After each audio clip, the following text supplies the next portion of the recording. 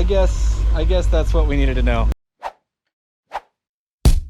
Yep. 2015, I bought this thing in California, and no, I did not live in California at the time. Found it on Craigslist, bought myself a plane ticket, flew to California, bought it sight unseen, and drove it all the way back to Atlanta because I wanted to do a road trip adventure. There's the original tag. It says V8 350 CID. I think I was informed that this engine had been replaced at some point. Now, that doesn't mean replaced with a good engine or a rebuilt engine. It means it was replaced indeed with a 79 305 that was tired. So why now, you may be asking yourself? And in the immortal words of Popeye, I've had all I can stands, I can't stands no more. I either got to get rid of it, but I don't want it because it's part of the family, or I got to get it back on the road again. This thing's been parked here since maybe 2018. Hey, there's a rock from somewhere near the Grand Canyon. I don't even know what's in here. Rock and roll equipment, more rock and roll equipment. Oh yeah, I bought a new sunroof thing. Oh crap, it got wanged by a tree. I forgot about that. Spider vision. That thing's huge, man. Pay attention. Why aren't you moving? Are you dead?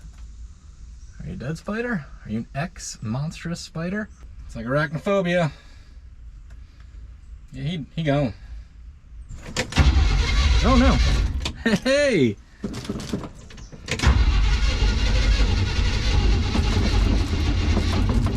Crap. Bang it onto explode mode. See if we can get her to run.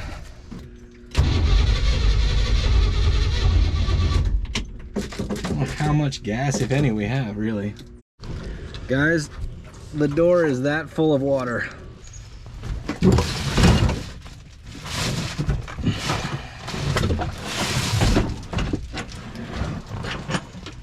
This top part's relatively easy to work on because it's right there. One of the issues I do have here with this vehicle is I can't get my compression tester in there, so I don't even know how bad this motor is. I just know that its rings are shot. When I get it to fire up, you'll see how bad it smokes. So now for you astute observers, the distributor is also in backwards.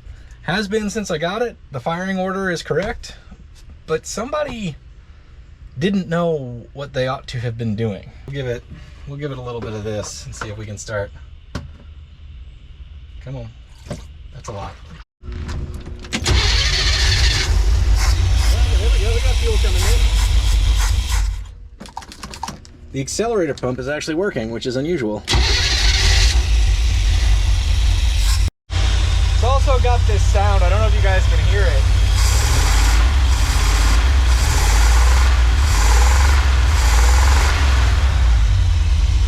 Thought it was valves, couldn't adjust it out. I'm afraid it's a rod knock, but I'm not sure. Can you see how much smoke is coming out? That's all out of the breather.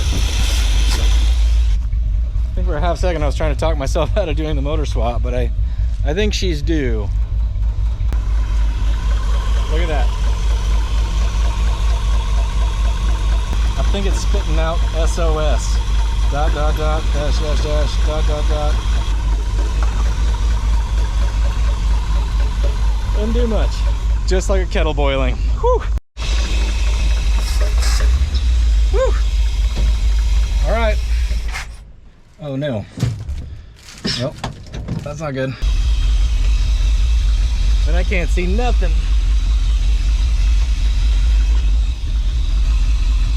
I can see the smoke though.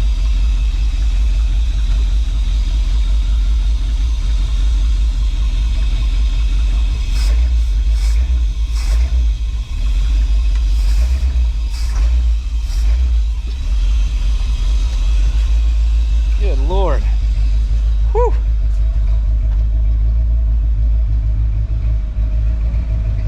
Oh, that could have been really bad. I could have taken the whole door and everything off. Okay. Okay. Did I hit the garage? Holy crap. Okay.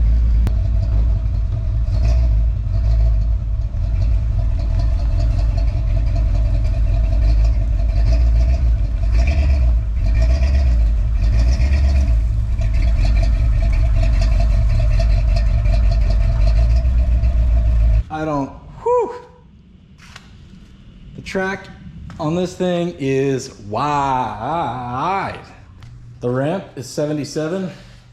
Outside of the wheel to outside of the wheel is right around 76. Like, right around being like just over 76. So, it's tight. Oh God. Call this the Backbreaker 3000. If you guys are wondering if it sucks, it sucks. Come on now. Okay, I guess this is gonna be good enough for now. Yeah, it's perfect. I like it a lot. All right. It's my favorite thing that I've done today.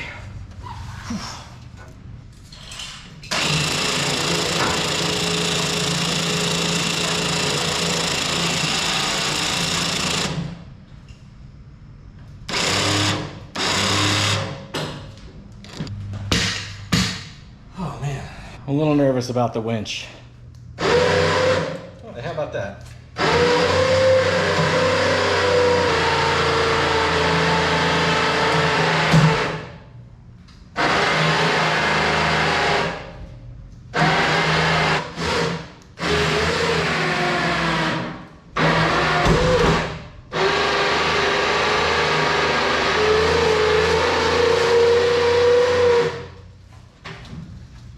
Whoa.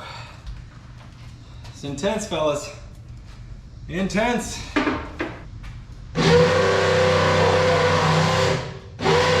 I blew it up.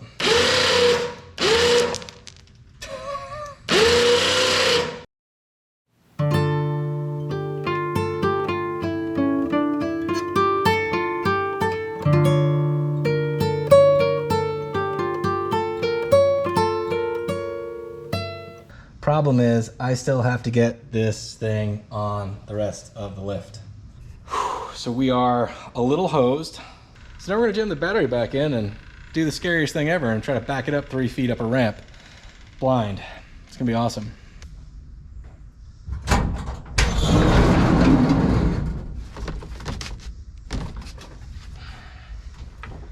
No, I don't think I can get through there either. Damn it. Guys, I can't get in. This is getting dumb.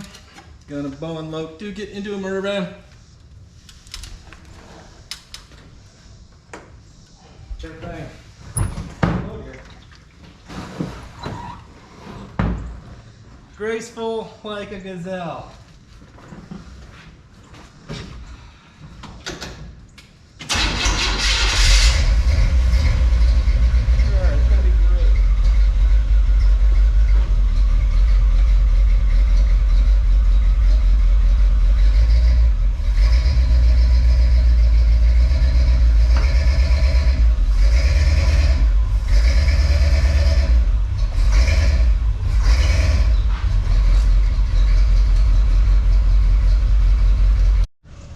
Guess we'll be drilling a drain hole because we got Lake Michigan coming out of this door. You guys want to see if this works?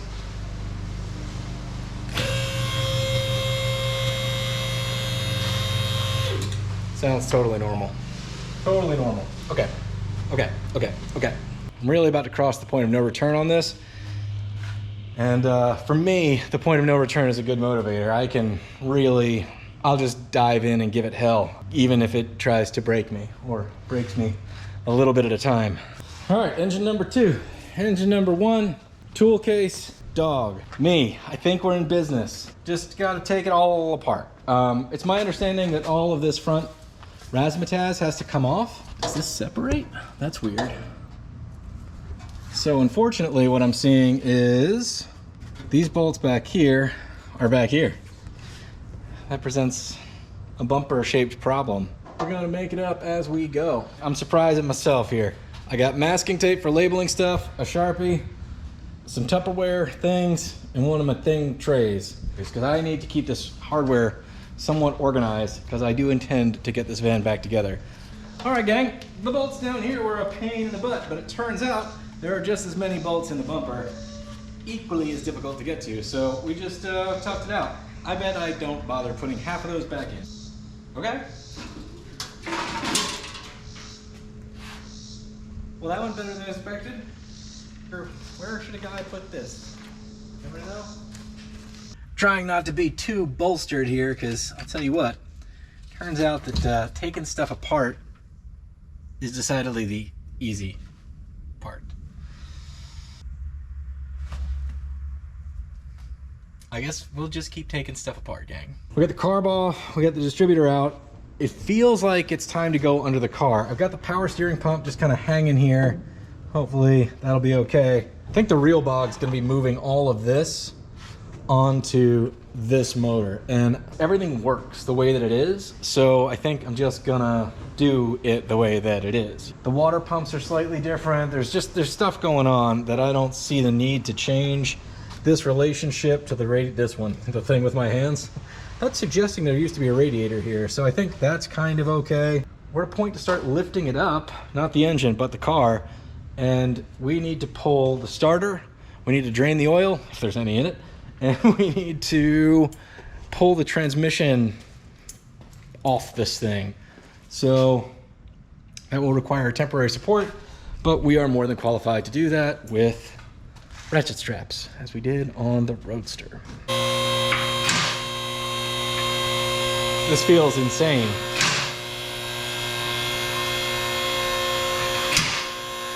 Scared to go under it. Is there any reason for that? No, seems solid as a rock. Okay. Okay, it's fine. So what in the hell is going on here? This is what the pan was cut here.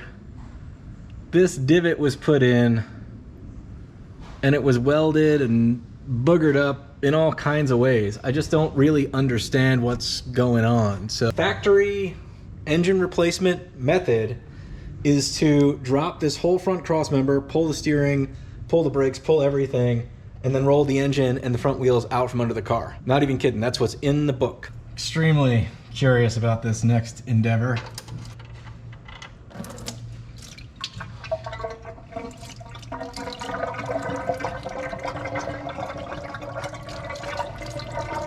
It just reeks of fuel.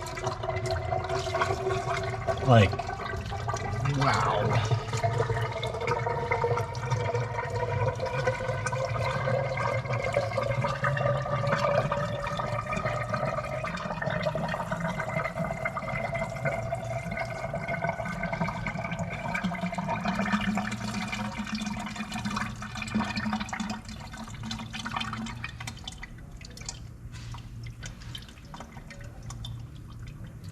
It also seemed a lot more than it should have been holding. I mean, it's extremely thin though. I wonder if our fuel pump diaphragm is toast on this thing now too, which wouldn't blow my mind. Maybe we want to think about adding a new fuel pump to the list. Thinking about it right now. It's so thin, so thin. That's not, I mean, that's crazy. I don't think that much fuel could have gone through the carburetor, but maybe it's possible. I'm gonna go with I don't think so though. Let's note that, fellers. Let's put that on the list there.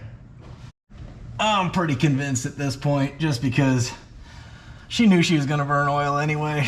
She just went ahead and turned herself right into a two-stroke. Just mix the oil and the gas, burn it all together. Put a Wix on there at some point. Go me. The oil is about to run down my armpit. Nope, don't go there. Don't do it. Don't do it. I said no. It's just so thin that like it's kind of cleaning my hands as it goes, as opposed to making them filthy. Sure, I'm gross and filthy. That should surprise nobody here, but I mean, that's wiping off, like right off, and taking all the rest of the oil with it, which tells you how much fuel is actually in it. Don't think it could have possibly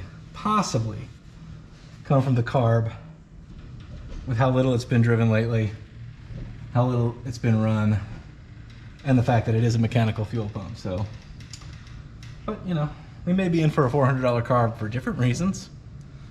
Exhaust is loose.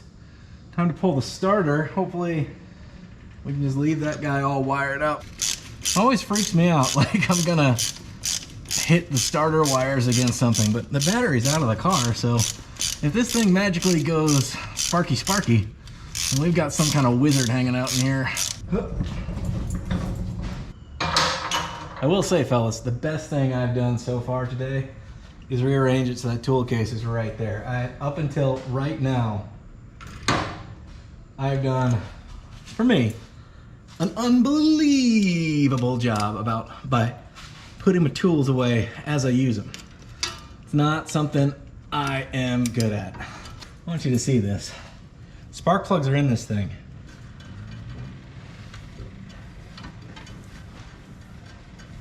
Are you guys picking up what I'm putting down here? I'm turning it by hand with a rag. Need to assess. I think it's time to maybe get the hoist over here, get it hooked up, see what that looks like, see what kind of plywood contraption we'll need to build here. And then we need to make a list of parts. You know, we're gonna need a gasket kit. We may as well get into these belts while we're at it. Put in the order first thing in the morning. O'Reilly's will probably hook me up. It'll be there by 2, if not 11. And yeah, man, we'll be on to something. I don't know what. Something. We'll be on to hoping that engine runs. All right, I think I'm running out of the capacity to safely operate automotive hobbies. Like, I'm just grabbing random piles of Allen keys from the Allen key drawer, which is, you know, when they sell them in the bags of Allen keys, you just dump the bag in the drawer, hoping to get, you know what, maybe you guys are my lucky charm. First one out of this handful, which is like my 3rd handful, trying to get this valve cover off. I feel like I am the absolute maximum size torque on one of these vans, because basically I got about an inch before my back hits the steering wheel. Passenger side's not so bad, but you know, we ain't on the passenger side now, are we? They did come up with some, I mean, I'm calling them crazy contraptions, but really they're the simplest solution. How do you put oil in the thing? I don't know. Let's make a long oil thing. Done. Long oil thing. Craigslist rebuild this got at some point where they just spray painted the whole thing. All right, let's see if this hoist wants to play along.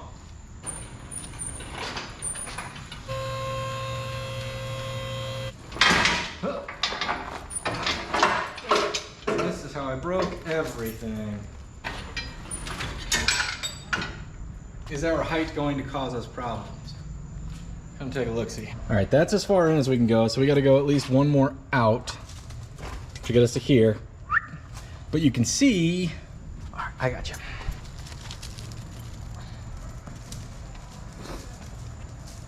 But you can see how little room there is to lift, but hopefully with the starter out and the oil filter out, we've only got to lift enough to get it forward enough to lift it some more and some more and some more and some more. I'm doing hand gestures, but you can't see them because I was doing them out here. All right, gang, I think I got to call it on day 1. Sun's going down. I'm on dinner detail this evening. I'm filthy. But most importantly, our next step is actually pulling this motor out. And that is not going to be, I don't think it's going to be straightforward. So I think I'm going to get hung up on stuff. I'm clearly going to have to build some kind of platform outside the garage. I mean, a couple sheets of plywood, 2x4s, whatever, to get the hoist out. And then I also need to figure out exactly how I want to get this hoist attached to that lifty uppy thing. Better with fresh eyes. Bright and early, day 2. Who's excited? Got a cup of Little Brown Dog coffee, this hopefully lucky Route 66 mug, because I think the only time I've been on Route 66 was in this van. That may not be 100% true, but first time I recall. Was thinking about it all night.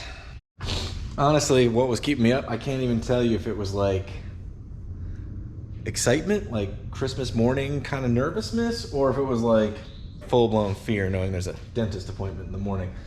I think I need to go under it one more time and just look around, make sure the exhaust isn't gonna hang up, because once we have it on the cherry picker thing and off the engine mounts, getting under it's gonna be rather difficult.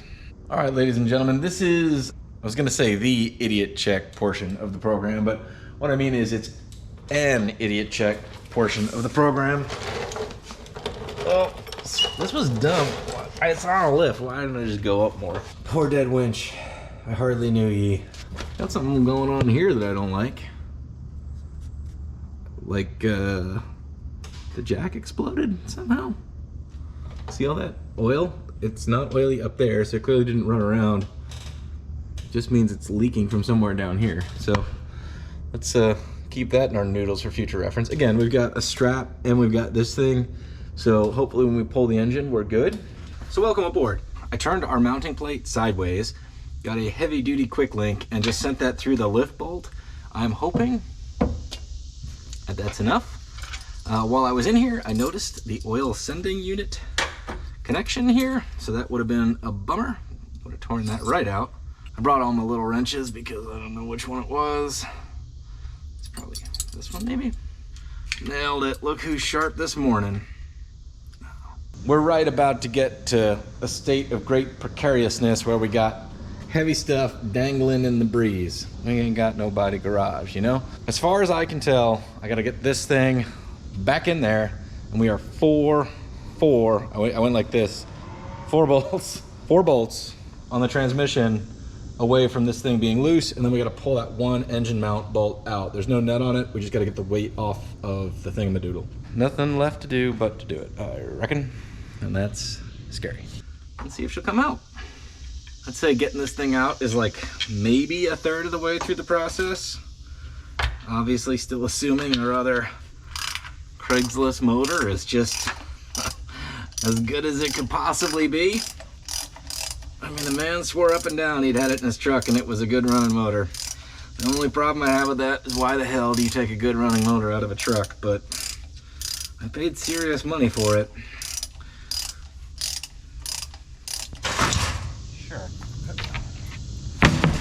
We're there, or I think we are. But I didn't pull the fan off because there was a good chance I was gonna wang it against something and bend a blade, even if it did fit out. Pulled the dipstick thingy out. I wonder if I can snatch that guy out of there. We're gonna need that for that guy over there. Put out this landing area for our lift here. The dog clearly thinks all new surfaces are Dog Island, and she has thus forth claimed this in the name of dog. That can be Dog Island. It's all Dog Island. Apparently time flies when you're having fun. We are sneaking up on 10 o'clock already. I don't know how that happened. The whole vehicle's lifting up. Gonna need a sweet spot to get that motor mount bolt out. The wooden plate fell from underneath our transmission, which means we're lifting our transmission, which is not a huge problem, but the problem is if it comes down on that jack, I feel like we're gonna be in a world of hurt. It's perfect. That will definitely stay there in case of an incident. This to me is the trickiest part of pulling a motor, especially if the transmission's in place.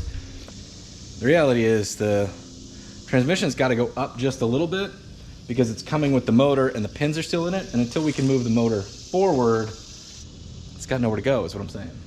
It is my goal to not break anything today if I can help it. Something just moved. Let's go investigate. So I'm just kind of jacking the transmission up with it. I want to make sure that the torque converter stays in place in the pump. Let's try moving it up some more. Pretend like we're not scared. Dog's not scared.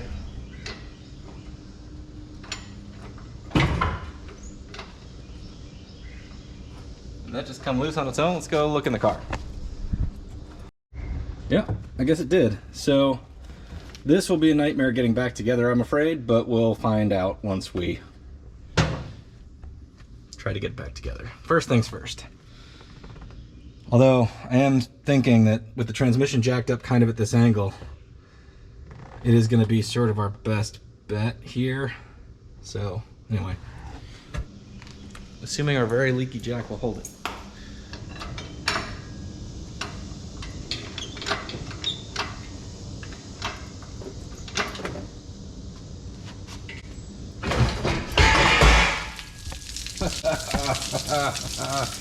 Okay, so the exhaust fell. That's the rest of the coolant. That's wonderful. Dog, stay away from that. We'll figure it out in a minute.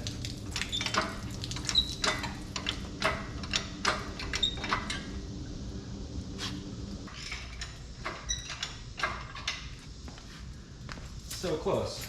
I mean, it'll do it. You gotta.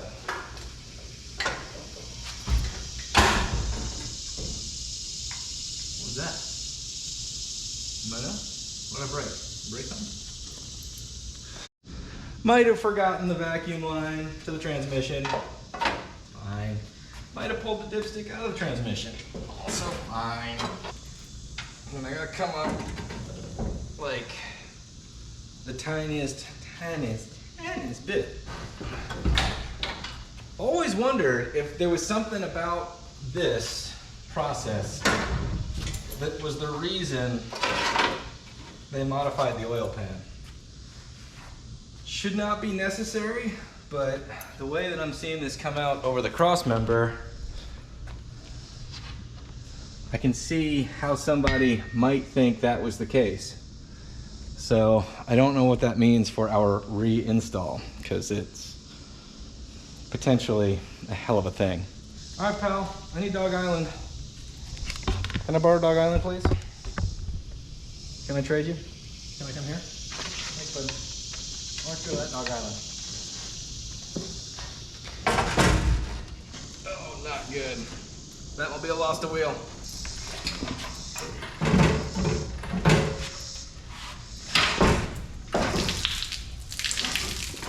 What on earth?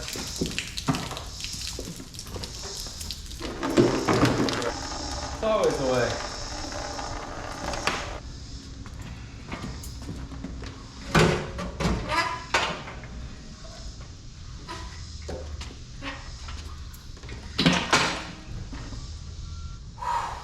Gang, let's bring her down.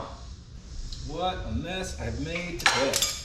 Gang, it's now after 1 o'clock on day 2, which would be neither here nor there if we weren't, well, still here. I did shuffle the old engine out.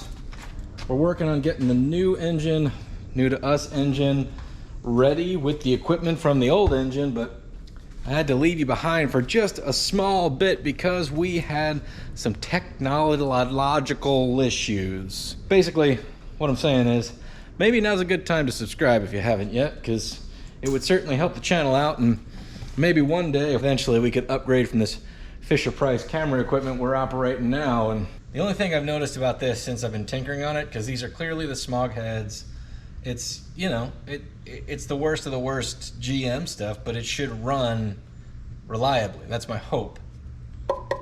See that? Somebody got in there though. Somebody's been here. Somebody's been here. See, there's only 2 reasons you get in there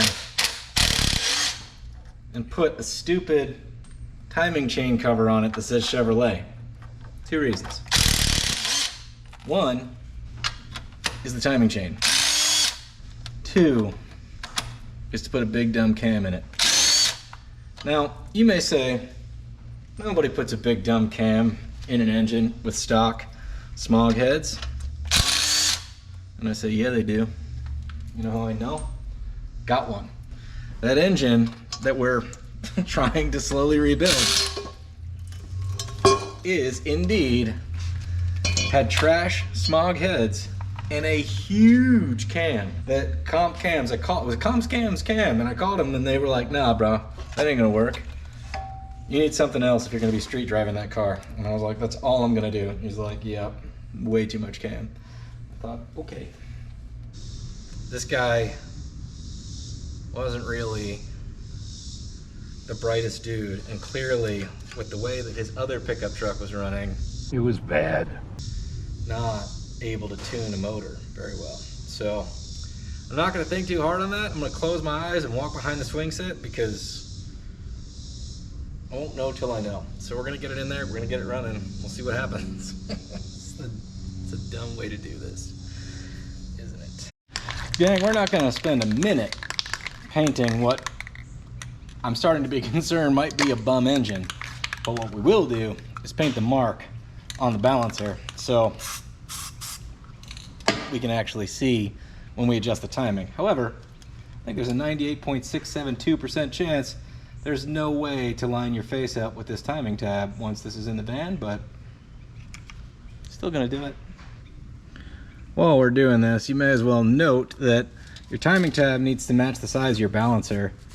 8 inches is the most common, but why are you getting down in there? 8-inch balancers are the most common, but you're going to want to make sure, because if your balancer does not match your tab, this is a cheap little Mr. Gasket one, it's going to ruin your day, pal. We got our exhaust installed, swapped over the temperature sending units, pulled the torque converter, and then that's about it. So that ain't much, but oh, drained the oil, pulled the filter. Not really sure how well this is gonna go. Hopefully very well. We have many rivers to cross, many mountains yet to climb. So hopefully getting this thing in there isn't too terrible. Definitely helps to have a little buddy. And sadly, because I've made such a mess out here, I don't even have a regular little buddy for moral support. Tripping over a water pump. I had it neat and tidy in here for the longest time, and then my true self was revealed.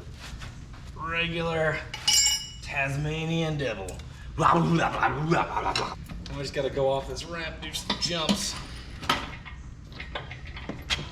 Not terrifying. Just lift with it. Crash it into the... Okay. Oh, it'd be really nerve-wracking if this was a nice van. These things do not like going sideways, and that looks like exactly what we gotta do. Pulling a Titanic here, just ramming right into everything. Gang, if this stuff isn't difficult enough already, just pour antifreeze all over the ground, and then it sort of becomes like hot rods on ice. Alright, little feller. Looks like you just gotta go straight on in.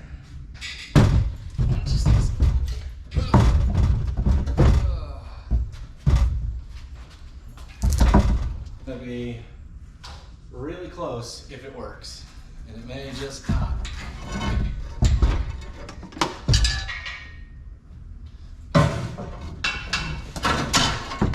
Yeah, that kind of worked. Okay, sure. What are we breaking over on this side? What are you getting into? Engine? Huh? Oh, transmission lines. Yeah, we didn't need those. And we really do need those. There we go. Perfect. Wow. Holy crap. We're kind of back, but how does a guy line up the doohickey with the transmission? Does anybody know? Maybe we'll just lower it down and it'll all just click together. Doubt it, but we'll try it. Interesting situation here. The pin on the engine that needs to line up with the transmission has found its way into the bell housing.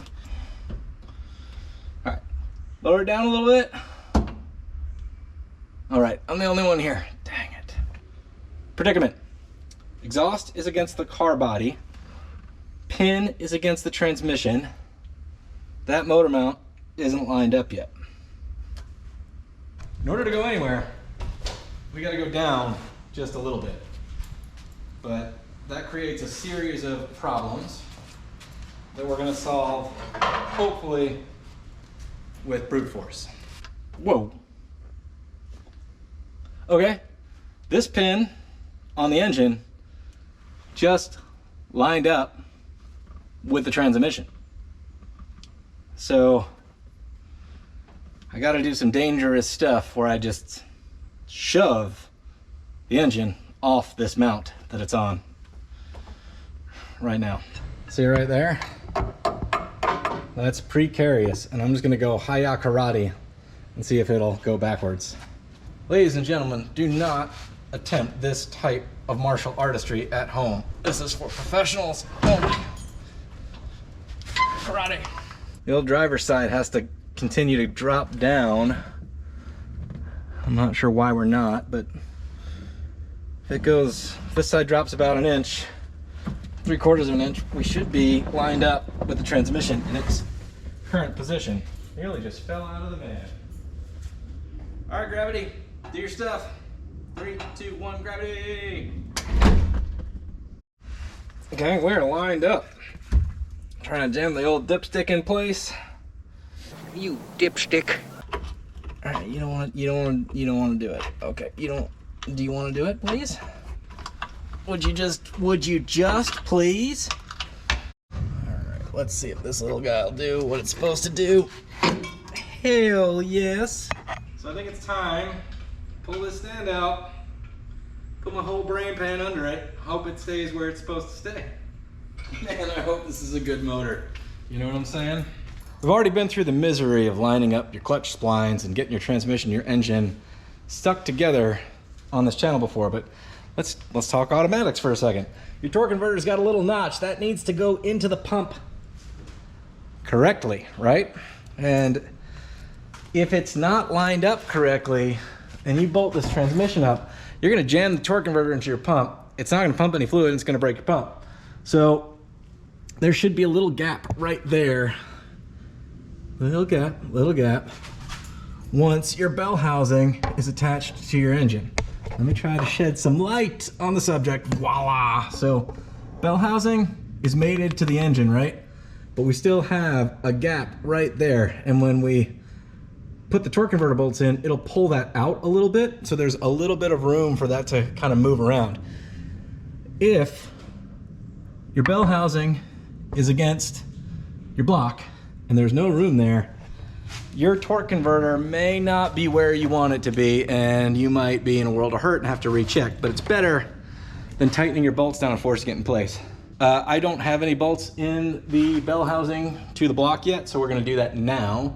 Then we're gonna do our torque converter bolts, and then we're gonna hate on this exhaust because it's in my way and I can't get it back in just the way that it is. So we're gonna have to cut that mount off back there, try again, give it hell, you know? The day is passing fast. I mean, the engine's actually in though. That blows my mind.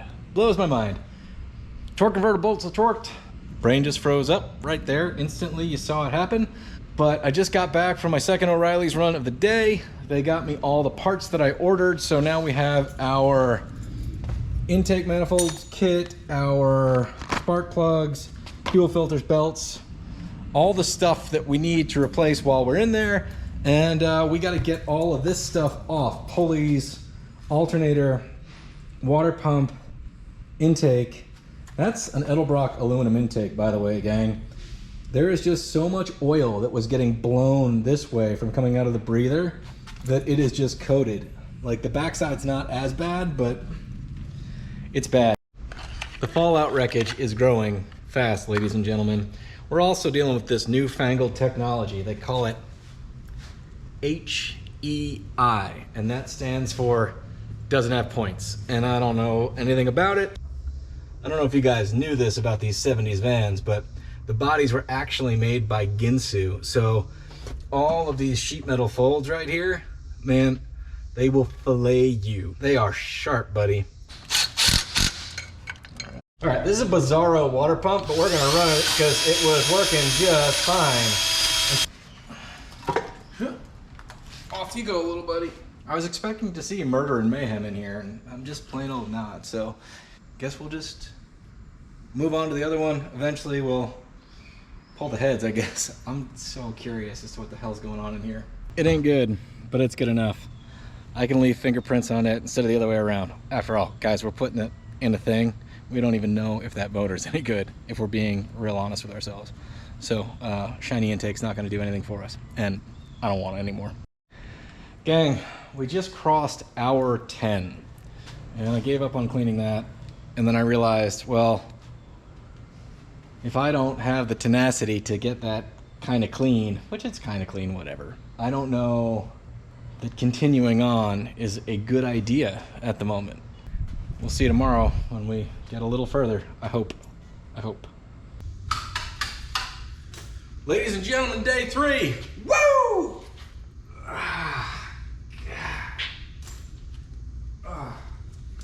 Apparently I just left it all where it fell yesterday, so.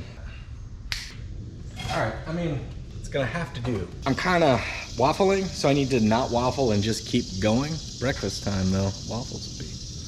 Continuing on, right? Faster, more faster though. Most intake gaskets and internet arguments suggest that you should install your internet. What are we working on? Huh? manifold. Most manufacturers suggest that you install your intake manifold gaskets dry. No RTV, no sealer, no nothing like that. And the internet will argue about this ad nauseum because that's what the internet is for. Strangers arguing with each other. I look at the surfaces and sometimes they need a little extra love. And I would say in this case, I've wire wheeled them, I've scraped them with a razor, I've cleaned them with some kind of chemistry, and there's just discrepancies in pitting, especially around the water jackets. I'm gonna RTV the China wall right yonder, and I'm gonna RTV around the water passages just because, even on the intake, this is aluminum, but we have some pitting and stuff because it's old. What is this random divot? I don't know. Because my surfaces are imperfect, a very thin coat of RTV will be going on both sides of the gasket. The reality is, if I have an issue with my intake manifold seal, either water or vacuum, the gasket's getting replaced anyway. It's not like I would go through the process of draining all the coolant, pulling all the stuff off, pulling the intake off, and putting used gaskets on anyway. So, very thin coat, both sides, we'll slap it in. Some people may argue with me, but you know, that's fine.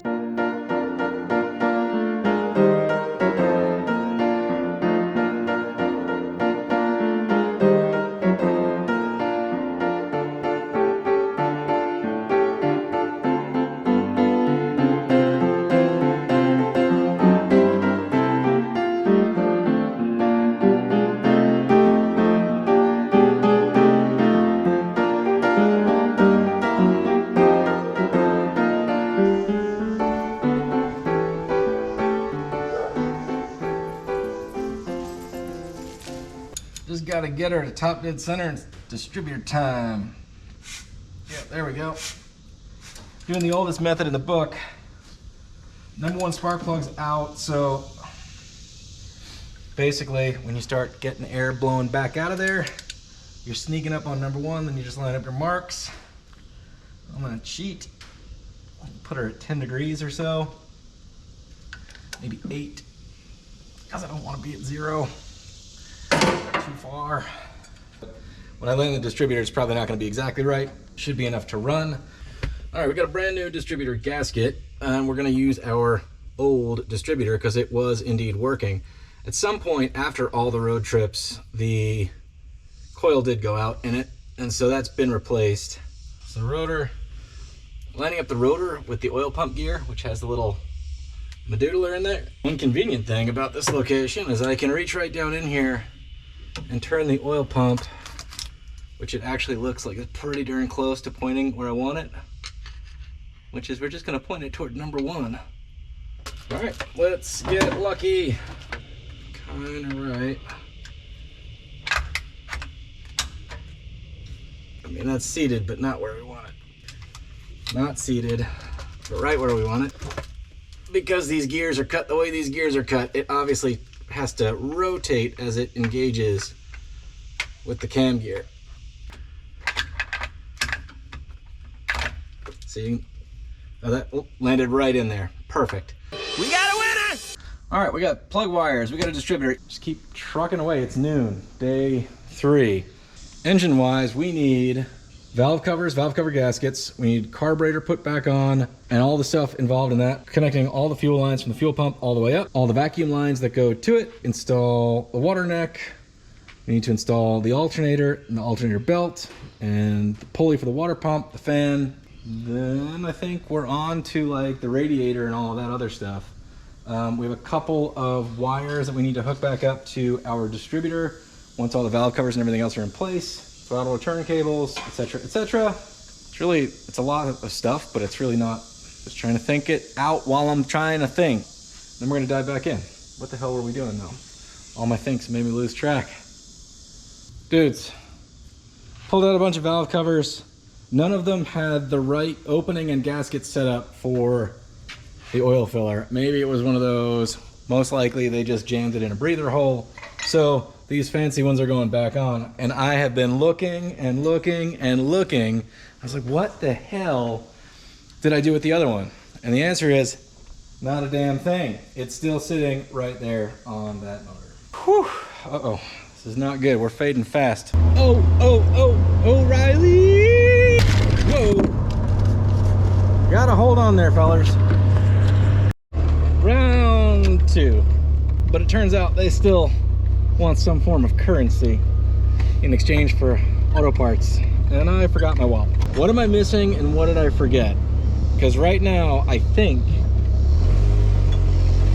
all that needs to happen to test the motor,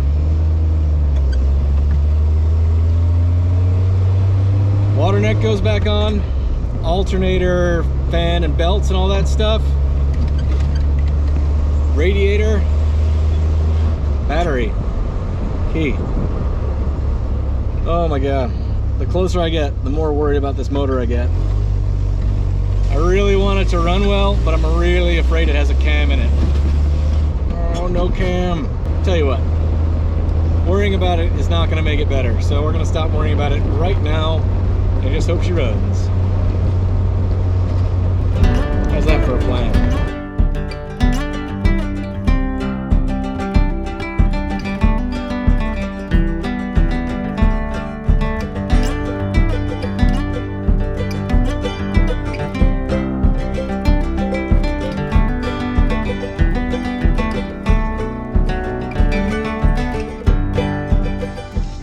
My least favorite thing about any radiator install: transmission lines. Trusting your instinct that it's really threading and not cross-threading before you put a wrench to it. I feel like it's only getting hotter out here, but we are getting further along.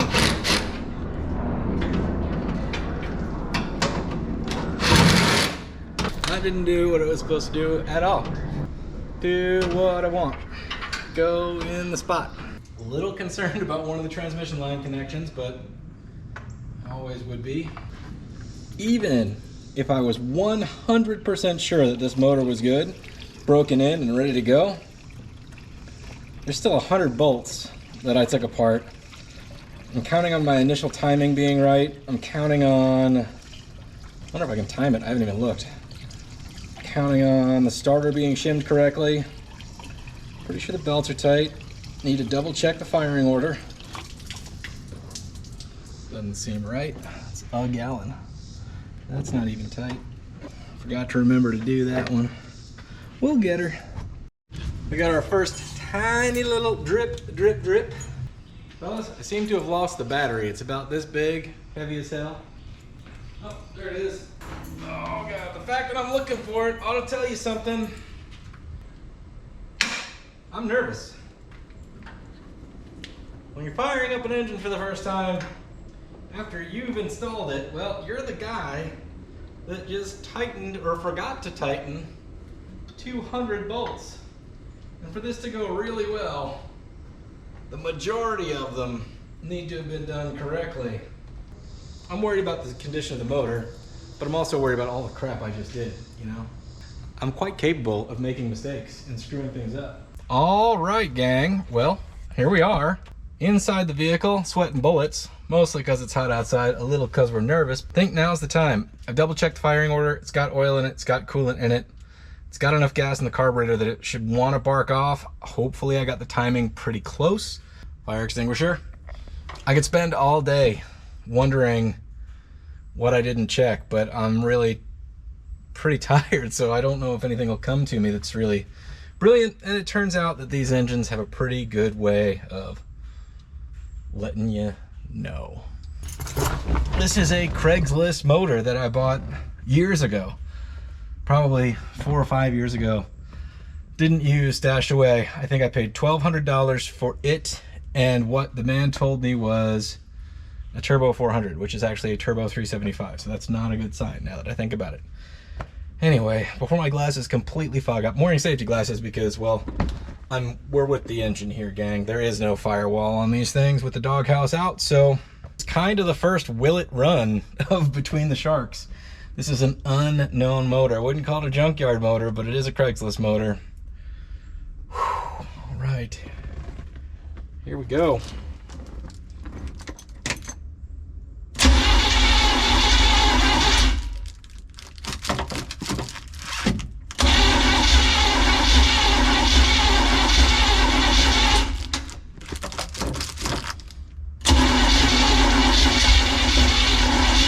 About it, I'm worried about the timing. Now that I'm hearing that.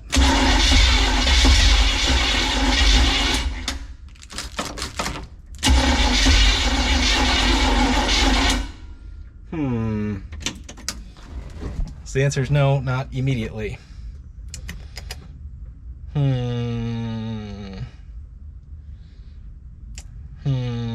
That battery is weak. Let's get a charger on that for sure. All right, the charger's on boil fry 11 mode, which is basically 50 amps just to help it start.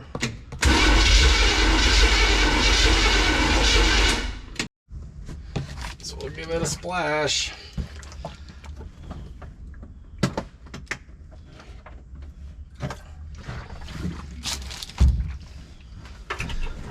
One of those.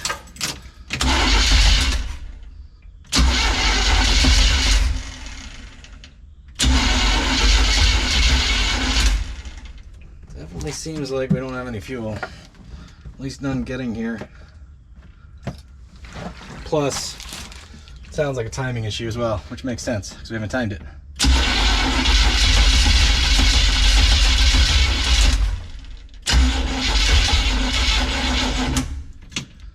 Feels like timing. How do we time it better if it's not running and we can't see it and we don't have a buddy?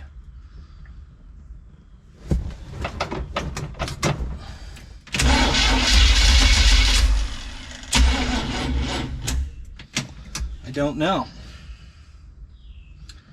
Don't know at all. Because I don't know a great way to do this, I'm gonna just do it and advance the timing just a hair. Let's see if that does anything. If it makes it worse, we'll go the other way. So that should have advanced it a couple degrees, maybe a degree or two. We'll try it with no additional gas first. You guys strap in there. Then give it some actual gas. It smells like gas in here. I got a fuel tank, so. Ow.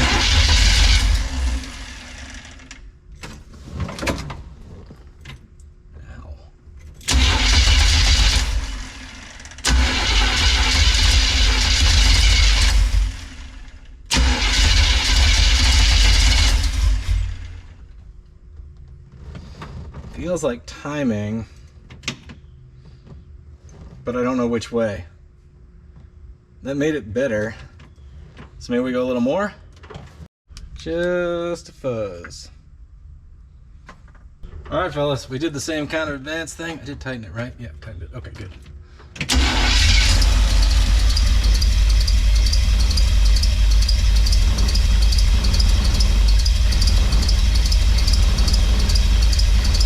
Seems like it needs more timing. Don't know what that chirp is. Weird.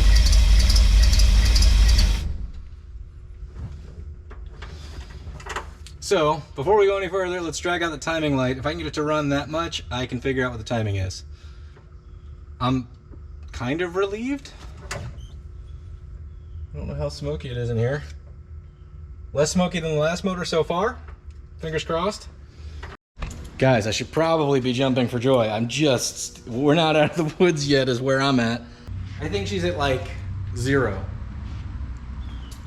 Maybe 2 degrees advanced. Maybe. Don't know why I'm calling that. It's just gonna make me look dumb. All right. Hold on to your butts.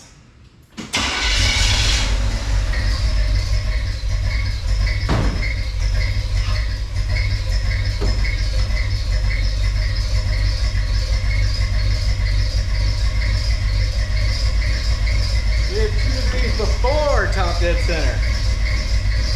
Okay. I shut her down. We can clearly advance it some before we even fire it up. Doesn't need to be running for that. That's many degrees off. So just took a guess at it. We'll see how she did. 3, 2, 1.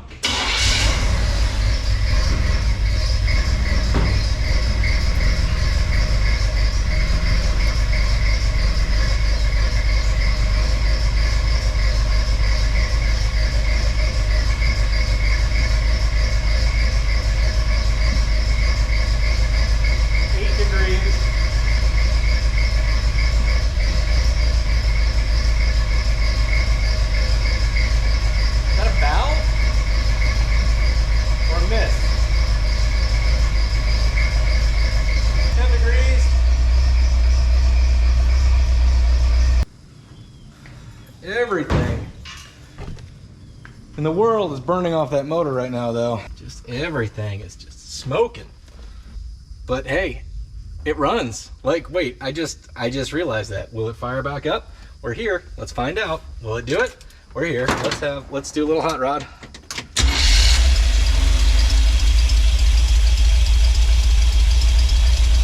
We got to tune the carburetor. We got to do all this stuff. The thing is, this ticking noise, it could be a valve, it could be a bad lifter, it could simply just be from sitting for 1,000 years. So I'm not even sweating it. Let's give it another whirl. I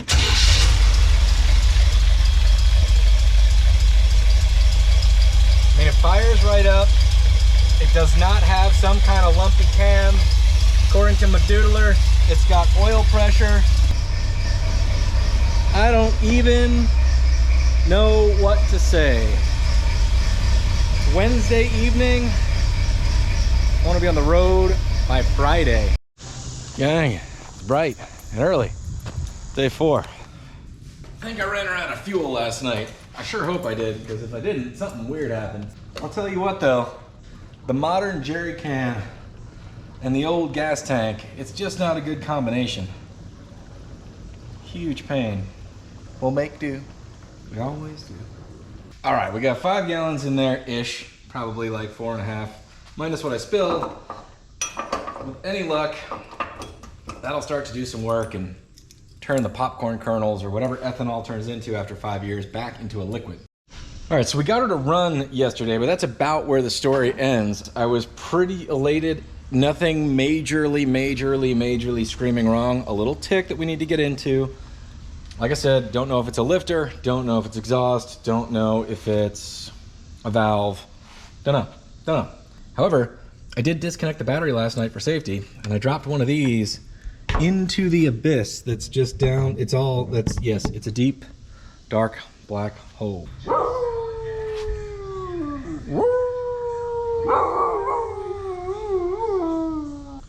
Dog and I start our days by singing together.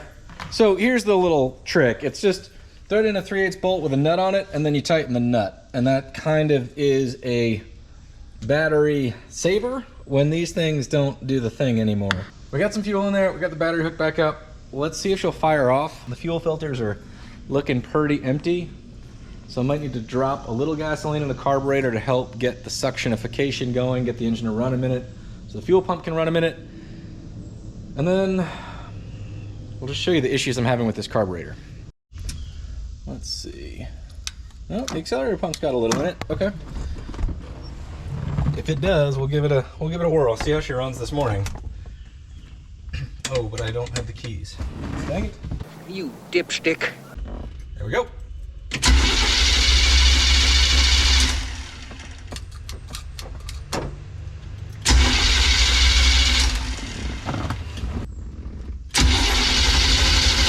Not getting anything. That's weird though, isn't it?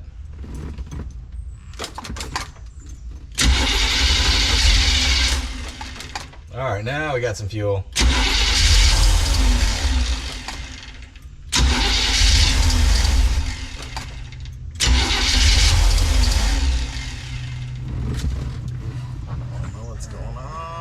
Messing with the idle circuits the other day, so this may be my problem.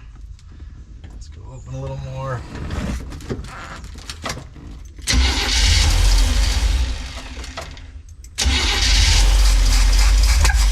Whoa. A clue, a clue, a clue. Gesundheit. Okay.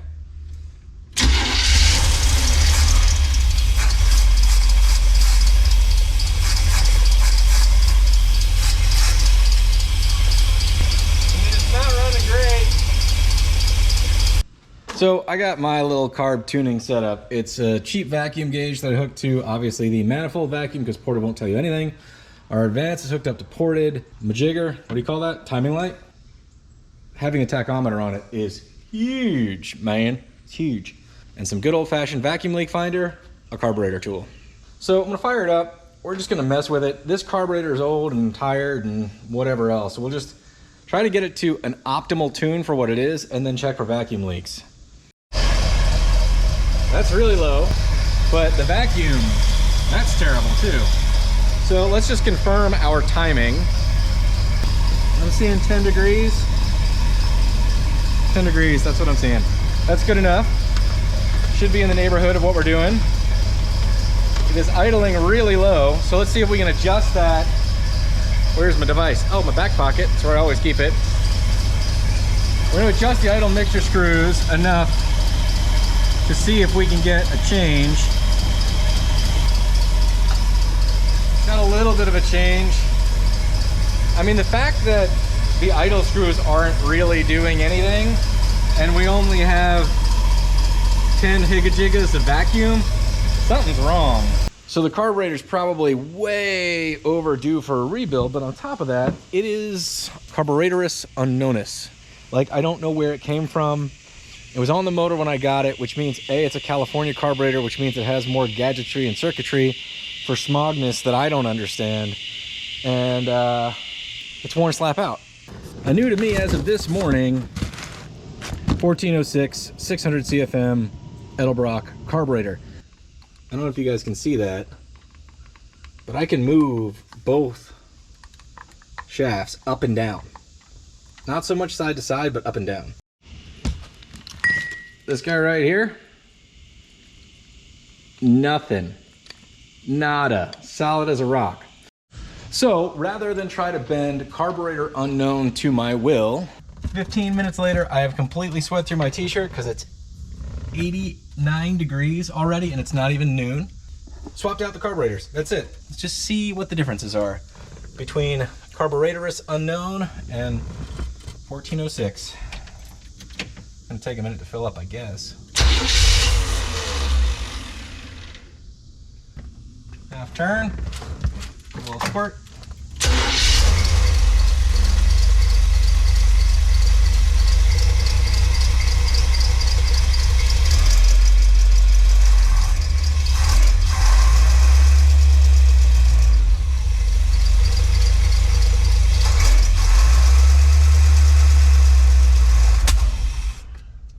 Weird. Why is that happening?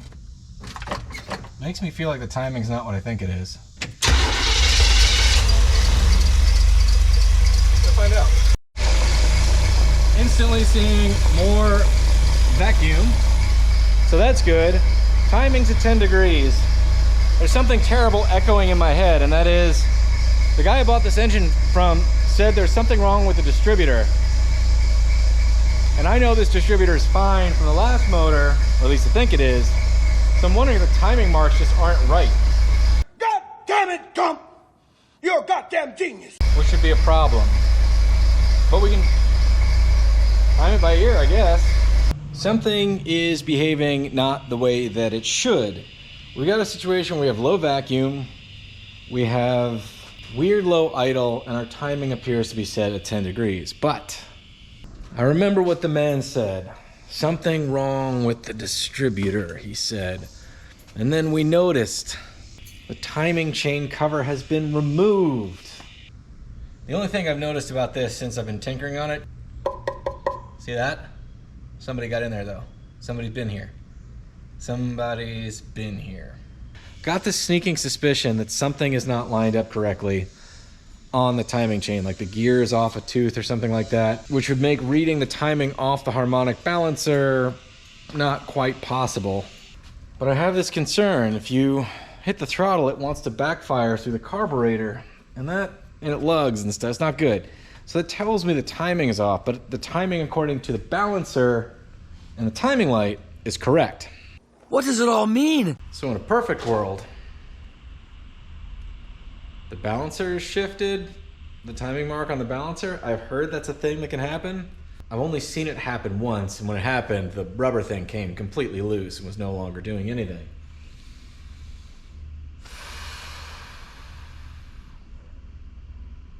Because if your balancer does not match your tab, this is a cheap little Mr. Gasket one, it's gonna ruin your day, pal. But what I'm worried about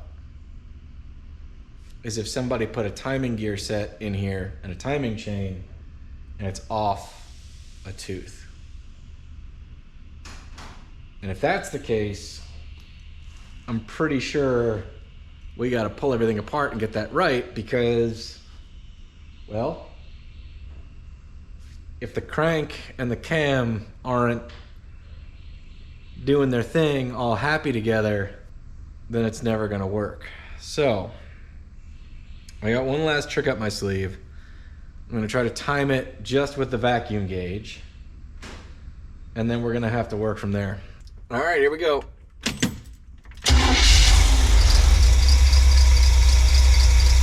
So I got the vacuum gauge right here.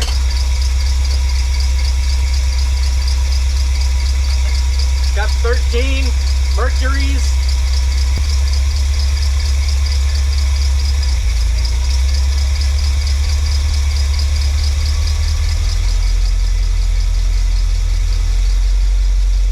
Going way up.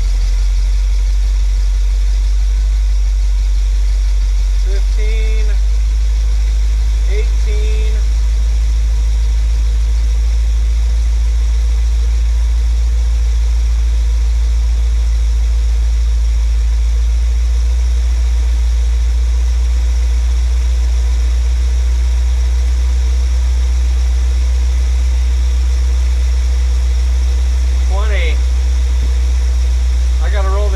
Back. That's a lot.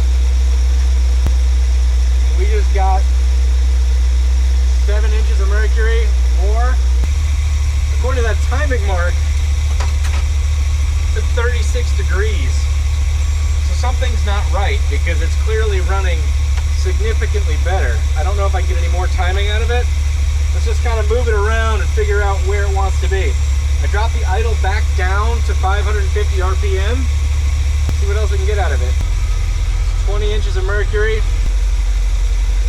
Feels a little wobbly there. Let's go back down to where we were. It seemed pretty happy. I'm just doing this with the vacuum gauge. So we're right at 20 inches. Let's see what happens now.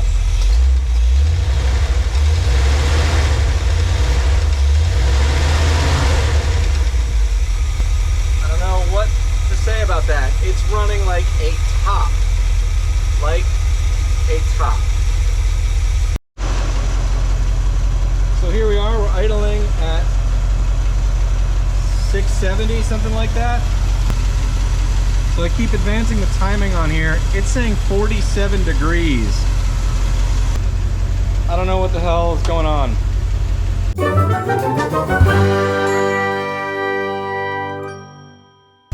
I mean, the short answer is I don't think it's advanced like that. I really don't. I think that something is just off. Probably, possibly the balancer. I don't know how you get it off. Maybe there's different kinds of balancers. I gotta look. I can't explain what's happening, but let's get in there and give it a couple revs and see what's going on.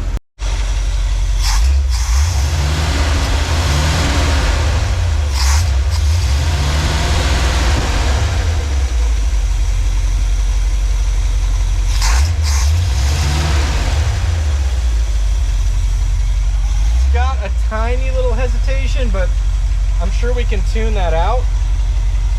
Temperature is good, oil pressure is good. I mean, the last trick for timing is to see if she'll restart when she's warm, and she's warm.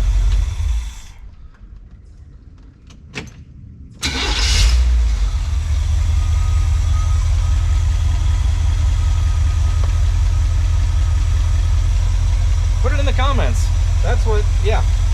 So what do you guys think? I mean, I'm a puzzling and I'm a stewing, and right now what I have is an aftermarket timing tab and a balancer that I don't know the provenance of that must have come off this engine at some point based on the timing cover that's on it. So I'm willing to completely ignore that. I never checked to see if the piston was actually at the top of its stroke when I lined up the timing marks.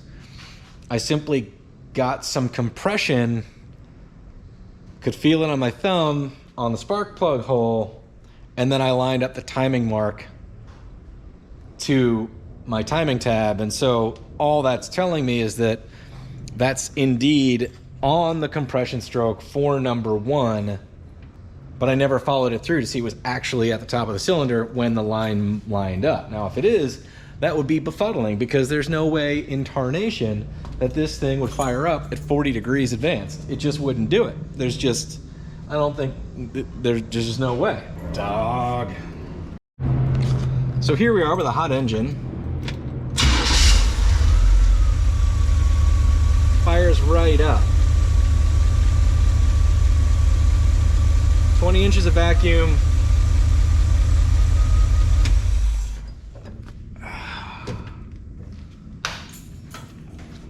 I don't know. How do you guys deal with stuff like this?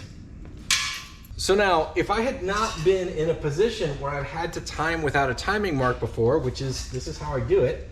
I time it to vacuum and then get the best running engine I can that will start when it's hot.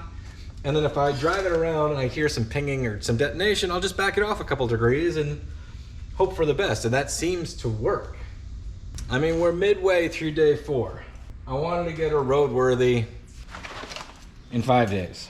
So here we are. I think it's running well. Sounds like it's running good. That noise even went away when we adjusted everything. To me, the thing to do is to turn a blind eye to the balancer and the timing tab. And I know that may sound insane to some of you, but I think the guy that sold me this engine, unfortunately, was not very honest, and he did not tell me that he could not get the thing to run right or time right. He blamed it on the distributor. He didn't mention what the problem was with it, and I find that dishonest. So shame on you, guy I bought this from many years ago. That was the reason he pulled the motor. He just didn't say so. He said it was a good running motor, which, if it is, he didn't know it. I'll tell you that much. All right. Come on, come on, come on, come on. Huh. Ah! Yeah. Was this endeavor plagued by a significant lack of planning? Yes. Yeah. Yeah. But we got exhaust sticking out the side of the car. That's badass. It is badass. Get off of me.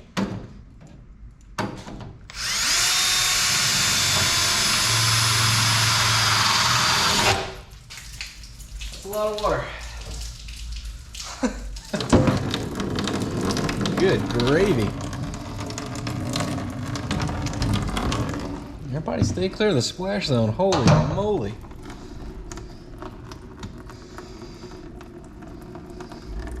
Are you seeing this?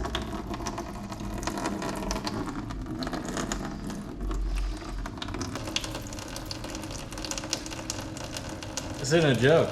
It's really,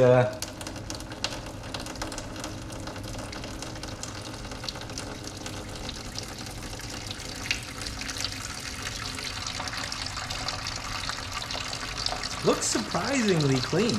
I mean, I know that it's not, but it should be very rusty.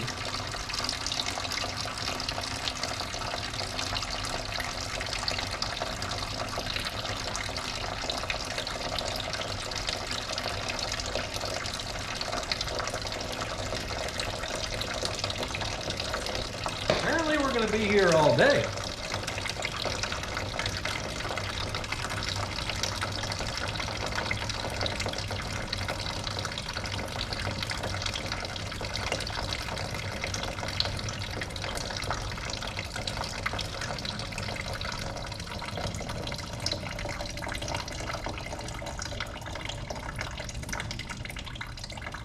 That bit's real crusty.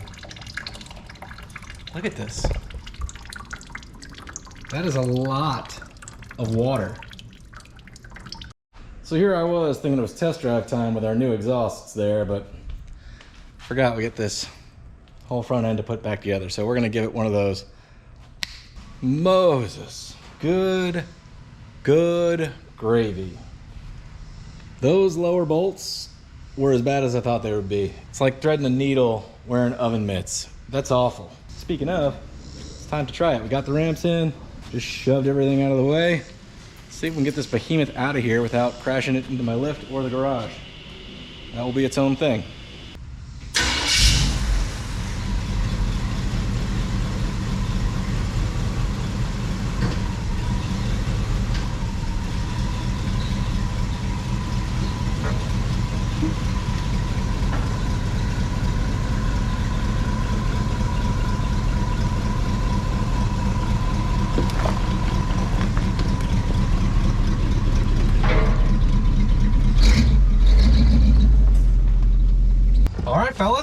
we go, open road.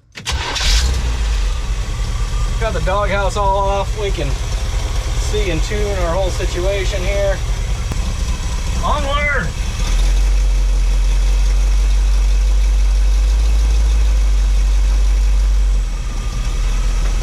Probably should have checked the tire pressure.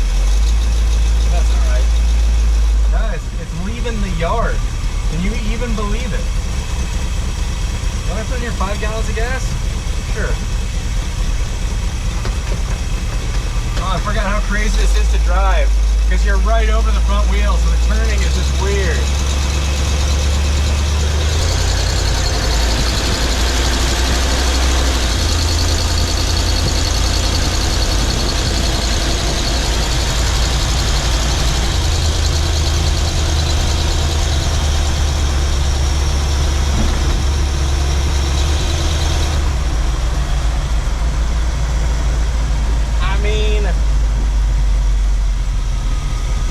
Road ready? You know, I don't know. Define it, you know? There's plenty of work that we gotta do in the back and really in the front. But that sounds a little valvey. A little bit valvey. But I can't really tell. Also could be an exhaust leak because we've got brand new gaskets. But it sounds like valves. Sounds like the passenger side. Alright, Craigslist motor about to hit the big kid road. Got oil pressure. Not getting hot. It is trafficky though, so I'm second guessing my judgment. As you do. Nobody lives forever, bangarang!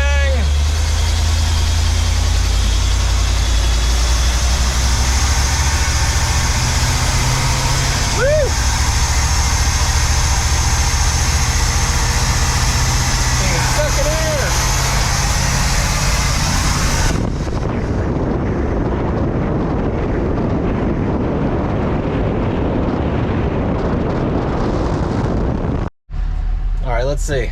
Oh, where did I put the keys? That's important. So we put 5 gallons of Techron in there. I don't know if that stuff works, but I like to think it does because it's expensive. Sounds like we got a little valve adjustment to do, but it's an unknown motor, so whatever. Timing's about as advanced as you can get it. You hear it kick a little bit, but we'll let it ride for now. Just see, put some miles on it, that kind of thing. I mean, less than 5 days ago, this was dead in the yard, and this engine was tucked in the corner of my shop where it had been for over 3 or 4 years. I don't even know if it was longer than that, honestly. I don't remember when I bought it.